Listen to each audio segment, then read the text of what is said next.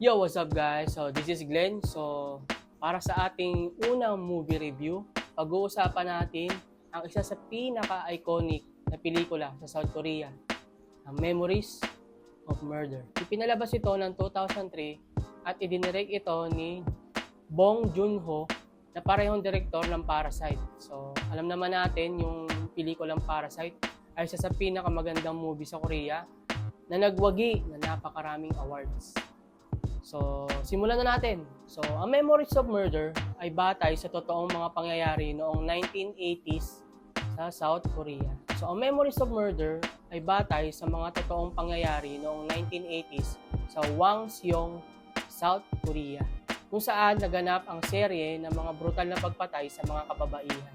Ang pelikula ay umiikot sa dalawang detective, sina Park Do-man na ginampanan ni Song Kang-ho at Seo Tae-yoon na ginampanan ni Kim Sang-kyung na sinusubukang lutasin ang mga kaso ng pagpatay. Kwento ay nagsisimula sa pagdiskubre ng isang bangkay sa isang babae sa isang palayan. Mula dito, sunod-sunod na ang pagdidiskubre ng mga bangkay ng iba pang mga biktima.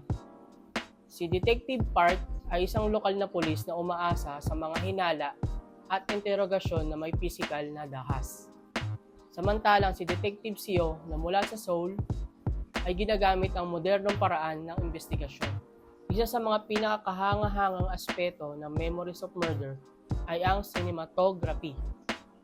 Talagang nailarawan ni Bong Joon-ho ang atmosphere na rural noong 1980s sa South Korea. Ang paggamit ng natural light at ang mga wide shot sa mga palayan ay nagbibigay ng eerie na pakiramdam sa mga manonood. Ang pagganap ni Song Kang-ho at Kim Sang-kyung ay hindi matatawaran.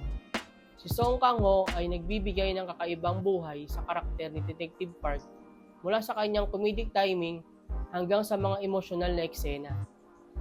Ramdam mo ang kanyang frustrasyon at depression dahil sa mga kaso pagpatay. Si Kim Sang-kyung naman ay nagbibigay ng balancing portrayal bilang Detective Seo na kalmado at matikuloso. Ang script ay mahusay din na puno ng twists and turns na talaga mapapaisip ka. Ang ending ng pelikula ay isa sa mga pinaka-di malilimutang bahagi. Hindi ito ang iyong typical na Hollywood ending. At marahil ito ang dahilan kung bakit tumatak ito sa maraming manonood. Ang Memories of Murder ay hindi lamang isang simpleng crime thriller. Ito ay may malalim na komentaryo sa politika, korupsyon, at kahinaan ng justice system sa Korea noong time na yon. Makikita rin natin ang tema at pagkawala ng pag-asa at epekto ng unresolved cases sa mga buhay ng mga taong naiwan. Sa kabuuan, ang Memories of Murder ay isang pelikulang dapat mapanood ng lahat, lalo na sa mga mahilig sa crime thrillers.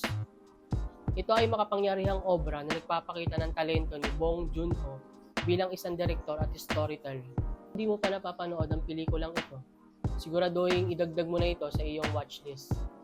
At kung napanood mo na ito, ano ang iyong opinion? Comment sa baba at pag-usapan natin. So salamat sa panonood ng ating movie review ng Memories of Murder. So huwag kakalimutang i-like, subscribe, at i-click na rin ang notification bell para lagi kang updated sa mga bago kong upload.